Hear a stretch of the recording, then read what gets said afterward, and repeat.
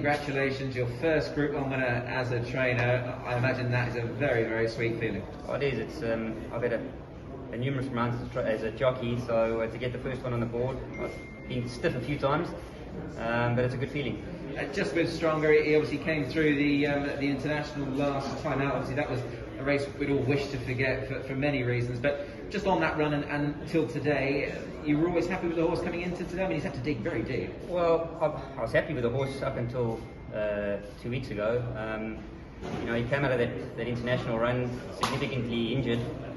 He was lucky to get away with the injuries that he had, and look, he pulled through. We sent him up to Chungfa for a while, brought him back and trialled him and got his confidence back. And you know, since that trial, he hasn't put a foot wrong. So he's been a bit unlucky. He's been a bridesmaid a few times. He's had a few excuses, but you know, today everything went his way, and he can do something like that when he gets a run like he did today.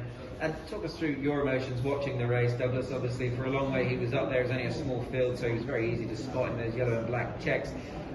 Did you always think that today could be his day?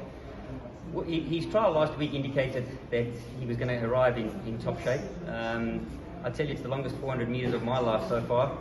The winning move was putting him to sleep and coming out wide, and the second horse had to come around us and sort of pushed us along. So, look, he was vulnerable, but he dug deep, and that's all that mattered. But yeah, it was a very long 400 metres for me.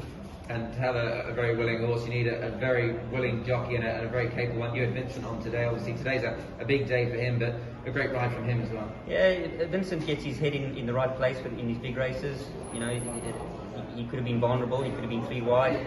He put the horse to sleep, and he came out at the right time. He's riding to perfection, and he should be. You know, he's come through the grades fantastically.